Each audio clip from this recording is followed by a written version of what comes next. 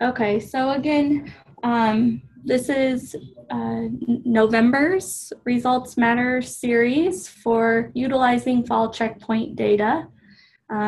We have Alyssa Anson from the Office of Early Childhood and Kayla Parr out of the Office of Special Education here to provide some supports to GOLD administrators for the following objectives. Today, we're going to look at the upcoming requirements for inter-rater reliability. We're also going to review resources under the Teach tab that benefit most teachers. We'll also look at administrative reports and how you can utilize those within each month, which ones make sense for the month of November and moving into December. And then we're also going to look at preparing the children profiles who are on IEPs or IFSPs for OSEP reporting. We'll save our questions for the last half of today's webinar, where you can go ahead and enter any questions that you have into the chat box, and we will answer them after we work through the content of today's series. So the first being inter-rater reliability, and just wanted to make note that you ensure all teachers who have finished their first year of teaching, so into their second year, that they complete their GOLD inter-rater reliability that is due December 31st. So where I'm going to take you next is our Teaching Strategies demo account, which will walk you through the steps in order to run a report from an administrative perspective, to view your staff files for those who have completed inter-rater reliability, who have current certificates, who have expired certificates, or those who have yet to start. So again, you would just go under the report tab at the very top.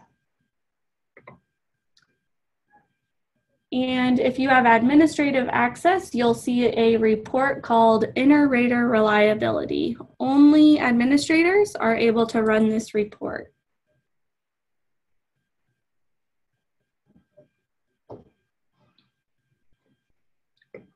So again, this report will show you, you can filter it down to the specific things that you're looking for, but essentially I'm just going to generate it as it's currently populated.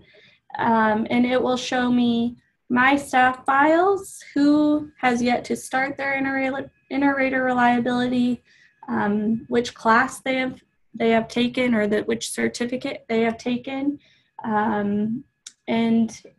or if they're in progress. So you'll see that we have Alyssa Anson as our first user within the Teaching Strategies platform, and she was added into Teaching Strategies on August 30th of 2019, and she has not yet started her certification process. So it will be up to you as an administrator to identify those who are required to complete their inter-rater reliability, as it is just for those who are finalizing checkpoints. You can also refer to your Results Matter Technical Assistance document to identify which courses are appropriate for your staff to take when they are looking to complete their inter-rater reliability. So again, this is an administrative report to show which staff members have started the process of inter-rater reliability, or again, where they're at in that process. We have identified with Teaching Strategies that notifications are being sent to individuals with a GOLD account if their certificate is coming close to being due. Administrators don't necessarily receive that notification for their staff members. They would want to utilize this report in order to progress monitor when or if a staff member needs to complete this process. But the users or the teachers who have accounts, they would be receiving notification from Teaching Strategies about their completion of inter-rater reliability. One thing to caution you, we do in the state of Nebraska have several users, and when I say users, I mean service providers who have multiple gold accounts because they provide services in multiple programs or districts. So the requirement for the state is that one user, so one person, has their certificate completed, and we know that they might have completed it in one district, but it's going to show in another district that they have yet to start because it will only show their certificate in the program in which they completed it under. There is a capability for that teacher to submit their certificate to Teaching Strategies, and Teaching Strategies is able to upload their certificate into all of their accounts if you find that helpful. But again, this is just a tool for you to utilize in your conversations with staff. Okay, so now we're going to jump into some resources that are available within the Teaching Strategies account. And these resources will allow teachers to kind of maximize their account in order to help with lesson planning and supporting their students in meeting specific objectives. We know that a lot of the concern with utilizing gold is a time perspective, and that making sure that we maximize the use of our time so that we can complete documentation for every objective within that checkpoint period. So there are two resources we'll go through that are housed within the Gold account, and the first one being intentional teaching experiences. There is guidance given by Gold to try and target 3 to 5 objectives for 3 to 4 students each day. So one way of doing that is utilizing your different routines as well as small group instruction. So within these intentional teaching experiences, they are allowing you to have some guidance in already created activities when thinking about how you can target objectives in routines and small groups. So this resource is available within the Teach tab. So I'll go ahead and go into the Gold account here and show you how you would access the intentional teaching experiences. Again, it is in the Teach tab, and because we're not using this to create and submit a lesson plan, whichever day you choose is not important. So you can just go into a weekly template here at the top, choose any day, and I apologize.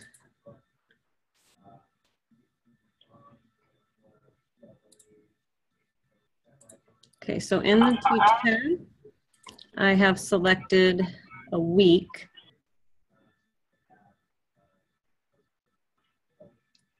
Teach tab, selected week, and now I am adding an activity.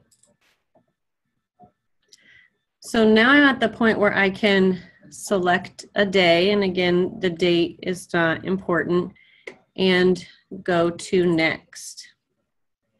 Custom activity allows a teacher to input their own created activity if they choose, but we want to focus here on the intentional teaching experience. What you'll notice here is there are activities for every single area within my teaching strategies. And so we will just choose a language activity. What this shows you is the importance for teachers to maintain that formative assessment data, because as they input documentation and evidence of their students' performance, when you set those preliminary levels attached to that documentation. Here it will show you within the different objectives and dimensions where your students are falling along that progression to help you better determine what activity you want to choose and kind of the individualization of that activity. So we can choose following directions, and what you'll see is there are a number of already created activities. So you could scroll through, choose an activity that you feel is appropriate or that your students would be engaged in, and you'll see here it shows the steps of the activity, where the students are falling along that progression, and if they choose assess, this is where you can actually add the documentation right into that intentional teaching experience. A nice thing, another addition to these resources here is if you look on the left-hand side, it will allow you to pick more activities such as this one, and it also gives you a professional development option where each activity has audio attached to it. Think about making your own memory games based on your current study. And it will give you additional information and training in relation to the activity that was chosen. So these intentional teaching experiences is a good resource that a lot of teachers are unaware of, so it would be nice to share that option with them as well. The next part that we'll get into is the assessment opportunity cards. And the assessment opportunity cards, those two are already created activities that teachers can access and utilize. The difference with the assessment opportunity cards is they are specific to literacy and math objectives. And those are housed within the Assess tab. This one is the circle with the question mark where you also find the support portal, but you'll see here being another additional option within that support portal. So there are already 11 created activities that target different math and literacy objectives for the focus of avoiding just the option of pulling children and doing flashcards or skill sheets. You can still use developmentally appropriate activities to target those objectives as well. All right, so we'll go back here into our PowerPoint and continue on with the reports that you as an administrator could use to guide grade level meetings or individual meetings with teachers. Now that checkpoint data is finalized for fall, we have summative data available to us, and these reports will give you a good opportunity to reflect upon the current developmental levels of the students and how we can target specific needs and continue to challenge kids as we move along. We'll start with the class profile report so you can see a collective snapshot of where the students are following the fall checkpoint data. The class profile report is in the report tab. It's that first report, the class profile. And what I'll do here is I'll run an example so you can see what that report would look like. So you'll filter down by the teacher and the class that you're looking at and the checkpoint period you're interested in reflecting upon, and generate that report. So here you can see through each area, it will give you a breakdown of the objective and where all your students are falling along that progression. This is a good reflection for both administrators and teachers when determining next steps of instruction. Okay, and the next report is going to prepare us for the winter checkpoint, if that is a requirement for your program, but can also be utilized just throughout the formative process, and making sure that documentation is being input frequently. We have our winter checkpoint requirements there, so it can help you determine if this is a requirement for your program. But the report we're going to show you is the documentation status report. It allows you from the administrative perspective to make sure that teachers are holding true to that formative process and collecting ongoing documentation. This too is housed in the report tab, and it is the documentation status report. As you filter down, it will show you each area and whether or not there is data being collected for the students in relation to each objective. I will let Kayla jump back in here and get into preparing students' profiles for OSEP reporting.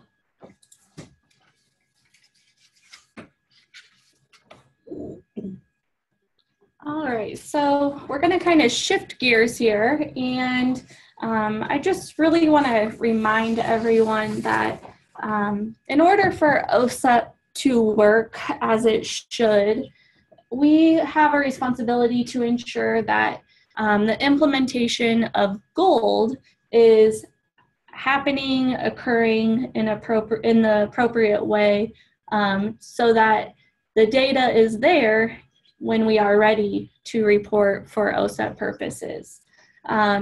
I think oftentimes it's easy to blend teaching strategies, GOLD, and OSEP together as they're under the same platform.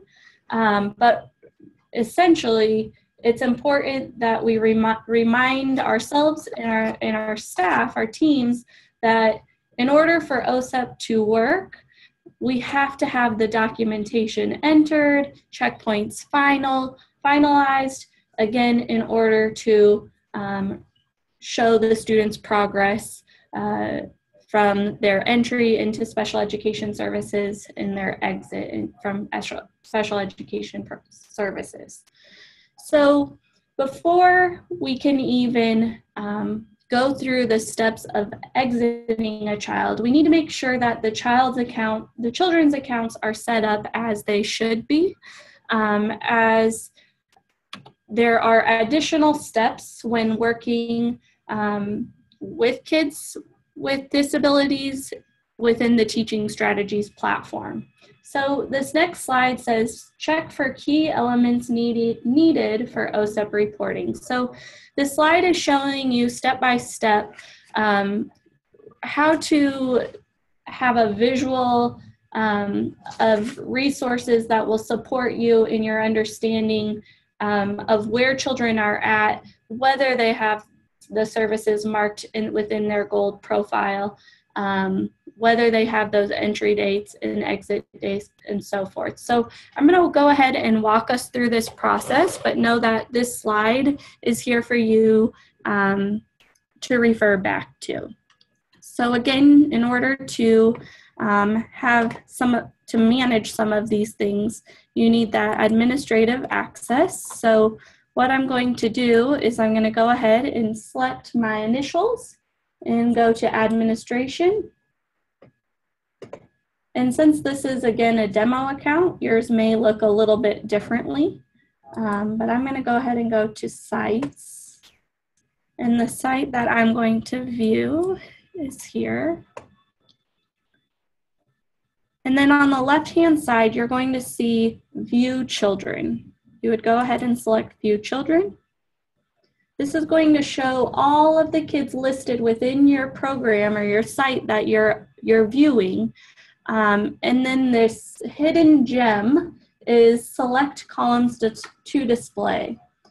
You'll find this under when you're looking at Manage Users, but then it's also under Manage Children, and both will provide different resources for you to view. So I'm going to go ahead and select this wheel for Select Columns to Display, And again, this hidden gem will provide you with categories that you are wanting to view. And for OSEP purposes, the main ones that I take a look at is the child's first name, last name, their birthday. I also look at whether they have an IFSP or they have an IEP. Also, I select their Part C entry date, Part C exit date, and same for Part B. And then I go ahead and click Save. Again, you can narrow down to what it is that you would like to view.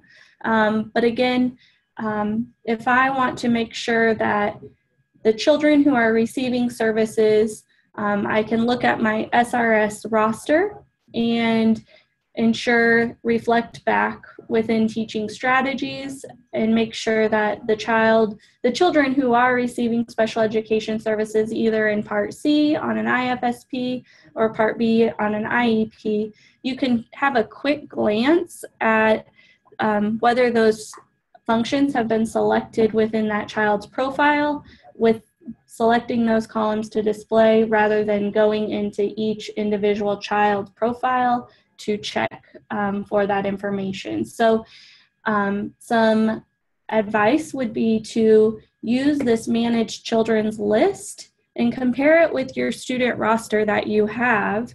And when you're looking at that roster, if you identify that Ms. Barnes is in fact receiving special education services on an IFSP, but here it's showing me that that's not yet listed, you would then want to go into the child's profile.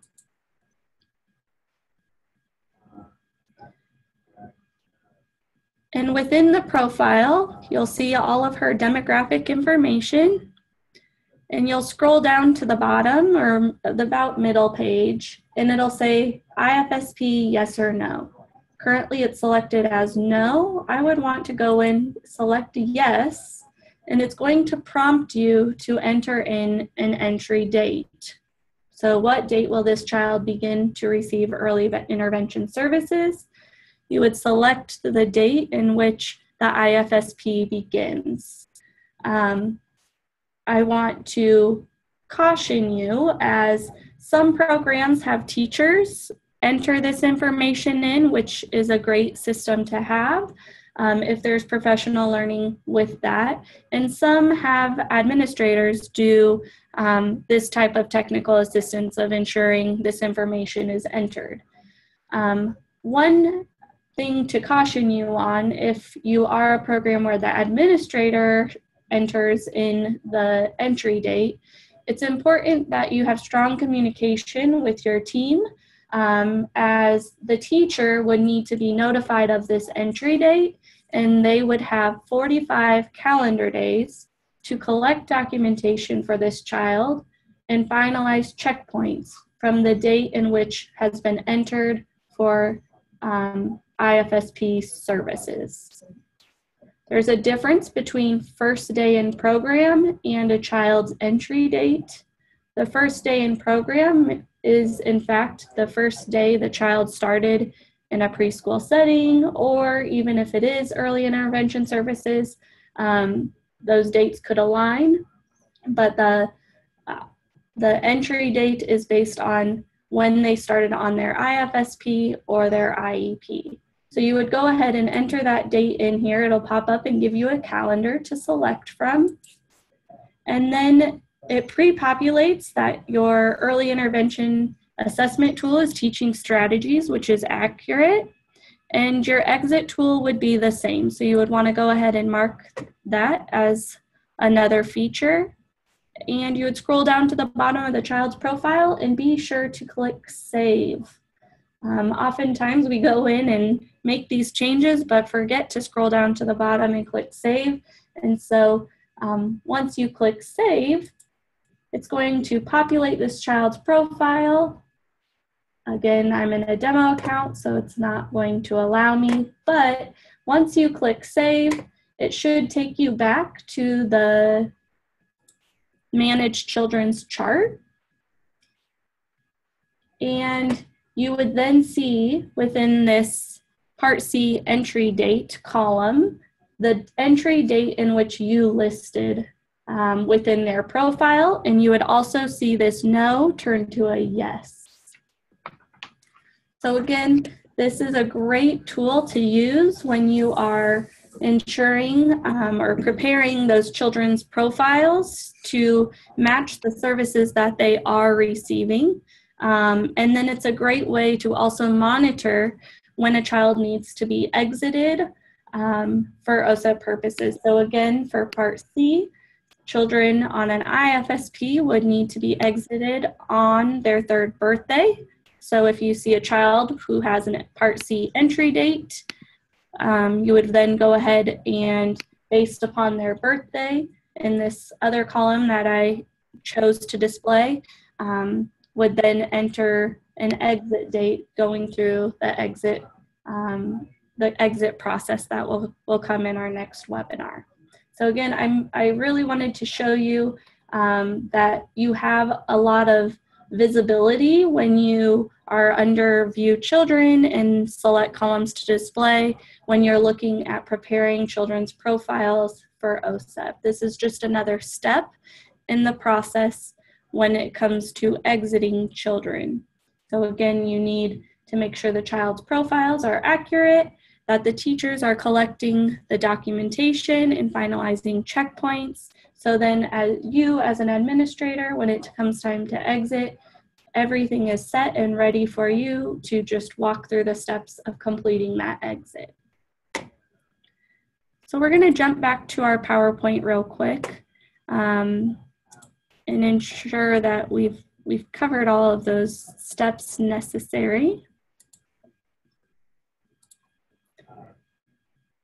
So we talked about this is an administrative feature to view children, select columns to display.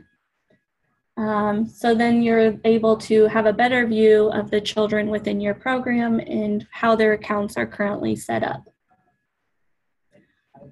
Here's just another example of what it looks like within a child's profile. The same would look for Part B on an IEP. The language would just change from IFSP to IEP.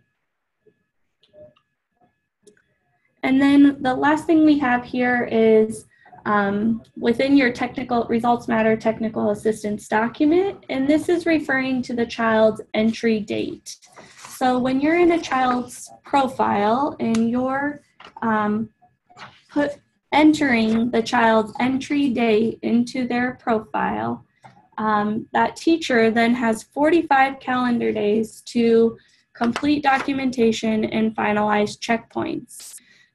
Where a lot of questions do come in is when there are crossovers or less than 45 calendar days within that checkpoint period. So this chart above here, if you're in a 9-month program, or this child is on an IFSP or IEP, this chart above shows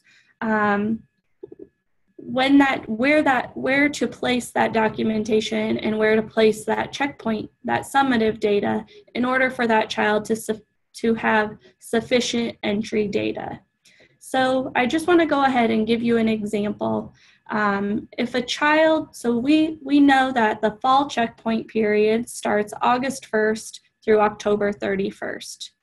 And you have a child enter your program on October 1st, and you realize that I have 45 days to complete this entry data of documentation and checkpoints, but where do I enter that data? So when you have less than 45 days within a checkpoint period and a child is recently verified or comes to your program, you would want to utilize this chart to help you make some informed decisions.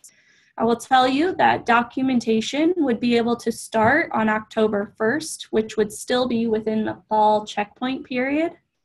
And that teacher would be able to continue entering documentation that would transition into the winter checkpoint period as those calendar days, those 45 calendar days, cross over from fall to winter. The important thing to remember is documentation can be entered in multiple checkpoint periods, but the summative, the finalized checkpoints must be finalized within one checkpoint period.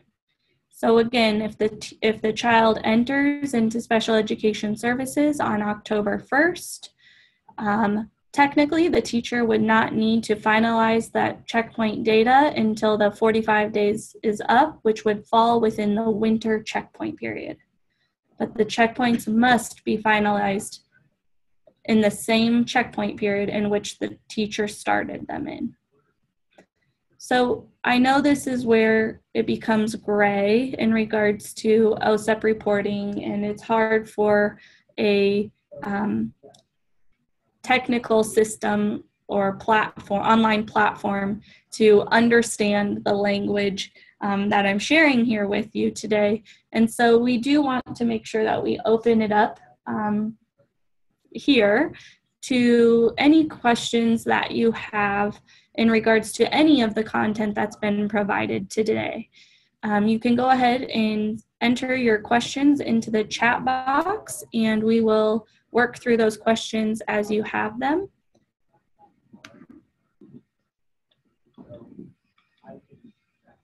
Okay.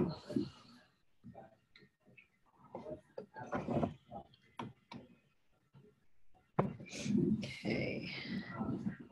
And if you just need a little time to process, that's okay too. Just know that we'll stay on for a little while to ensure that your questions are being met.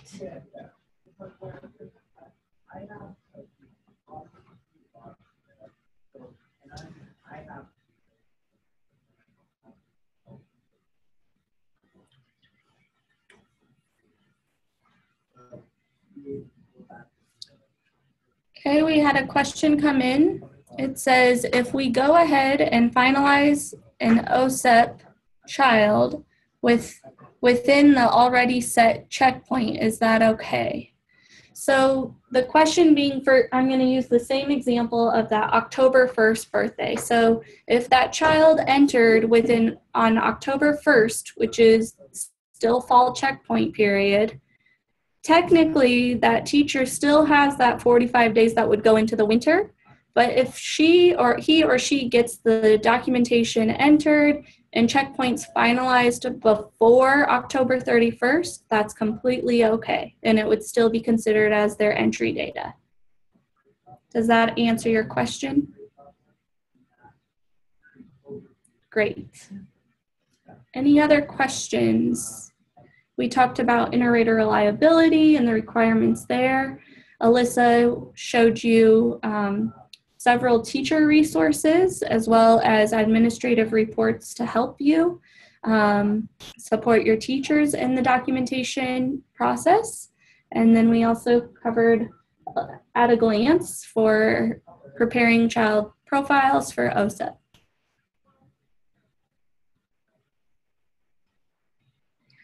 Another question? If entering documentation in two different checkpoints, can you see it in both? I haven't been able to get that to happen. So when staff complete the checkpoints, they don't have access unless the documentation is in the same checkpoint period. So you would utilize that view documentation feature. So if their documentation is falling in the two checkpoint periods, we're going to go here into the account and show you that view documentation feature so they could reflect back on the checkpoint that they're not currently in.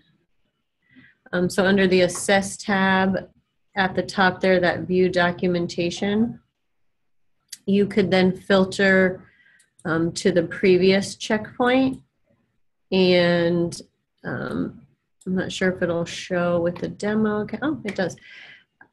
So then the teacher should be able to view the pieces of documentation that were input in that previous checkpoint period to help. So you're able to change the checkpoint periods that you're wanting to view documentation, but to answer your question, for it to all show within one individual report, the answer would be no, as the platform requires you to change the checkpoint period season.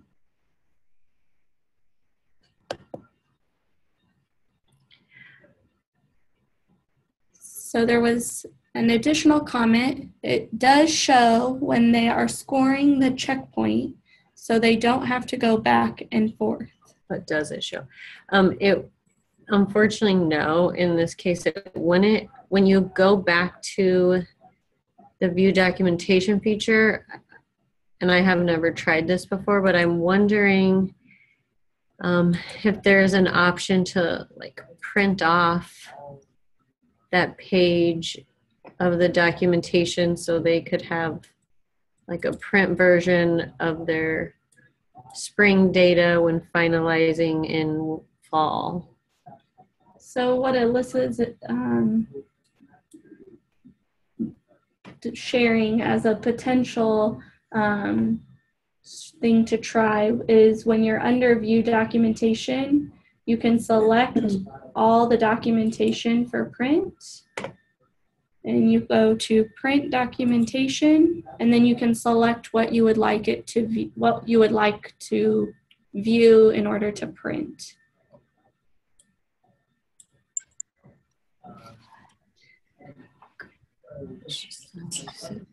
Here, if you go up. We have a couple more questions. So another question was, am I correct that we exit OSEP children in July?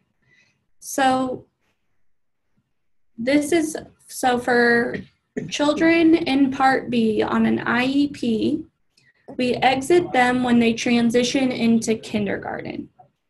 So as they transition into kindergarten, that may be at the end of the school year, which would be in May, which would be the spring checkpoint period.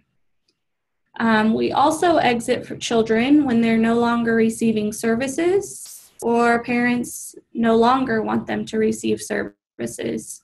And so the checkpoint period in which you exit them from would vary. But typically, if a child is staying on an IEP and transitioning into kindergarten, you would exit them in May in the spring checkpoint period, as we're not providing services over the summer. For Part C, it looks different. If you have a child who turns 3 over the summer and is receiving services within the summer months, you would enter the documentation for the summer checkpoint period and exit them on their 3rd birthday if it were to be July. If they're not receiving services within the summer months, then again, you would be able to exit them as they transition onto an IEP.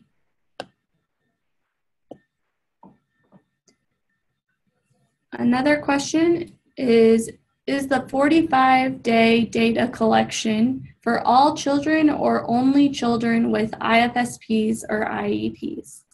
So the 45 days comes into account for yes, kids on an IFSP or an IEP when they start receiving services, but it also comes into account for if you just have a general education student who's coming to your district, not from another district, so they've never had a gold profile, and they're coming to your program in, let's say, September, and they didn't start on day 1 with you.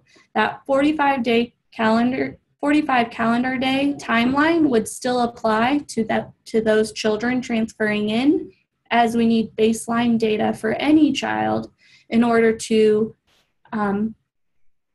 move them along the progressions. Another question is, I'm having difficulty with the checkpoint report showing 100%. However, when I go into each individual teacher, it shows they are finalized. So what we'll do is we'll go, I'm assuming you're referring to the assessment status report.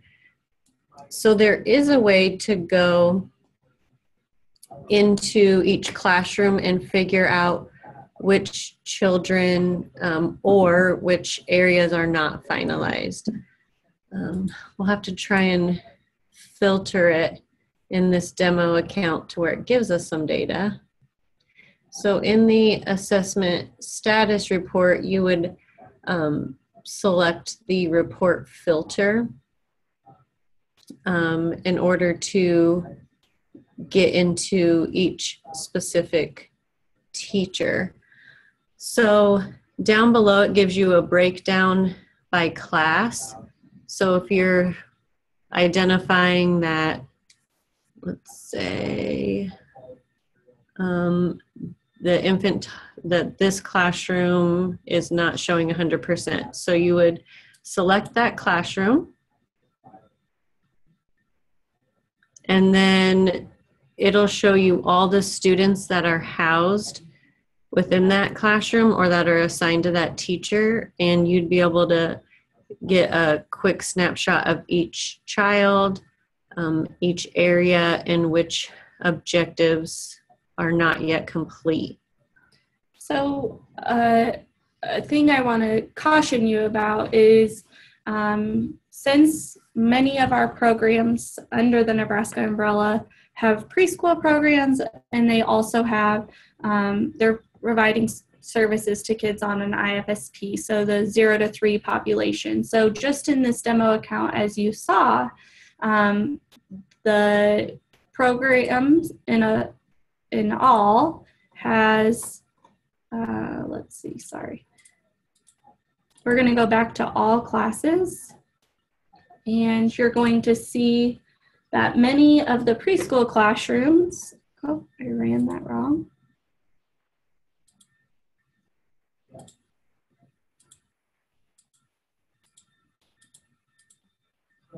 So we're going to run it for all teachers within this program.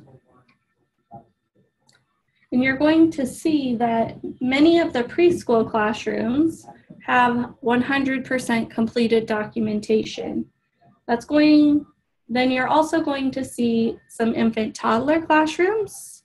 So again, you see a preschool classroom at 100%, another preschool classroom at 100%, but then this infant toddlers and twos classroom is at 0%, which is absolutely okay. And that's where I want to caution you when you're looking at this table above, as this classroom is going to skew these bars or this set of data above, meaning this infant, toddler, and two classroom isn't required by the state of Nebraska to complete fall, winter, spring checkpoints, or even just fall, spring. They're only required to do entry and exit for Part C. So this is where, as an administrator, you would want to use that view children's list with their birthdays and their entry dates from Part C and their exit date from Part C, as if you click on this classroom and you know that Ryan should have entry data within this checkpoint period, then that teacher should have completed these checkpoints but has not done so. So when you're reading this report, you may never see 100% as a program total, and that's due to the fact that in Part C, children only need entry and exit data.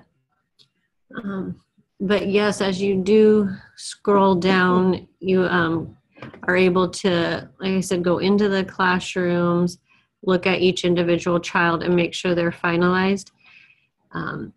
Keeping in mind science and technology, social studies, and the arts are specific to the programs that also have to do winter checkpoints. So if you see those at 0%, just make sure that those areas are not a requirement for your programming. Does that answer the question, Mr. Olson?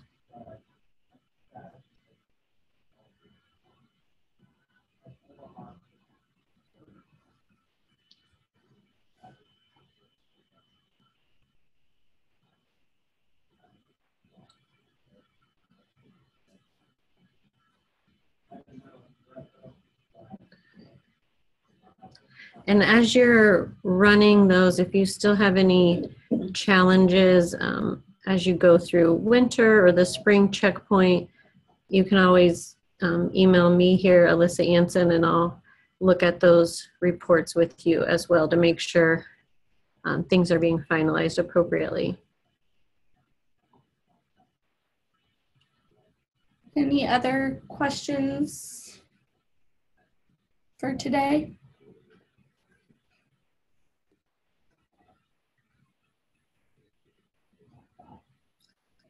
Are there any other topics that you find would be helpful in the upcoming months?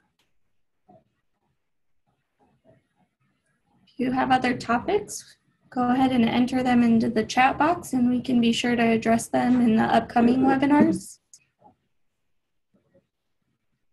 Otherwise, I'm going to pull up our PowerPoint as we look to close for today.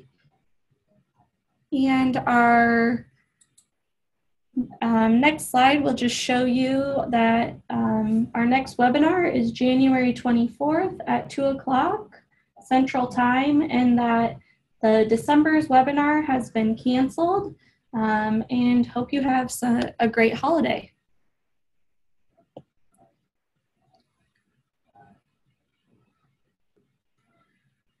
We have another question what do you recommend for training paras and teachers? And we will be addressing this in our January webinar, but ultimately have revised our in-person Teaching Strategies Gold trainings to support the professional learning, ongoing professional learning for both teachers, paras, service providers, administrators, again, anyone who has a Gold account. There's been 3 different trainings created to support you and where you're at and the features or the functions that you need to know within the role that you hold. Alyssa, do you want to go ahead and share a little information about those trainings? Yes, we have just completed our November round, and there has been quite a range of, we have had a good amount of paraprofessionals attend the in-person trainings with the teachers they work with. We've had people within their first year of working with Gold up through some users who have been in their 10 to 15 year span. I do know there were a couple users who attended that this was their 3rd or 4th Gold training, and just collectively we have gotten feedback that these were the best Gold trainings they've been to, and it's covered the content they were looking for and met their needs. So we're trying to get some of those anecdotal notes from those attendees themselves, because I think it's different coming from them than from us. But just as another question came in, is looking for more ways to collect data in efficient ways. The in-person trainings, that really is a huge focus of those, in knowing how to collect that data in a timely manner, and then how to utilize the resources within your account and your reports to utilize those to make informed decisions.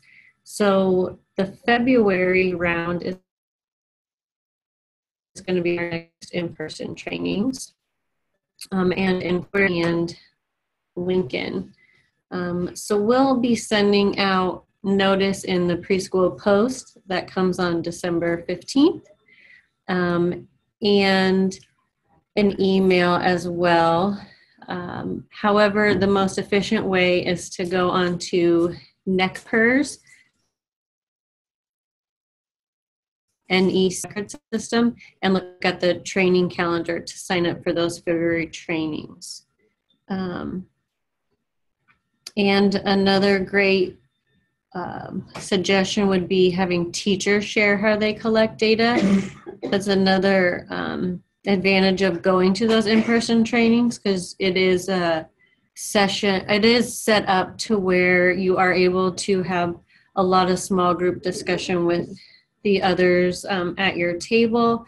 But I do agree with you in creating maybe a webinar, putting that into the preschool post as well. And this is a great time slot. And the Out West trainings, we would love to come see you as well, Sunny. The furthest we did get this year was Kearney and North Platte.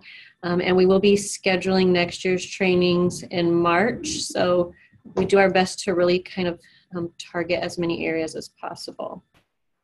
One barrier that we've had is finding training dates that work for those within a specific region or area. And so with that being said, we're hearing a lot of great feedback from our participants of the in-person trainings, but we can have about up to 50 participants within each training, and we're at a little less than about half or a little less than half of those being at full capacity. And so as we do bring in trainers from out of state, our goal here at NDE is to, one, ensure that the content is relevant, and I think we have reached that point.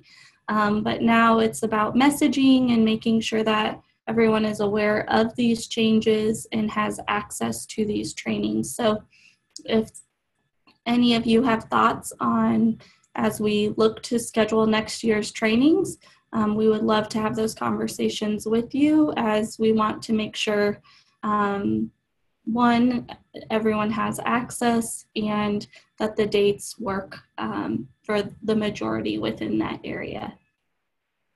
All right. Well, thank you again, everybody that joined us today. We want to be respectful of everybody's time. If you have any more content ideas or questions, feel free to email either Kayla Parr or I, Alyssa Anson, and we would love to receive that feedback and be able to answer any additional questions. Thank you for your time today, everybody.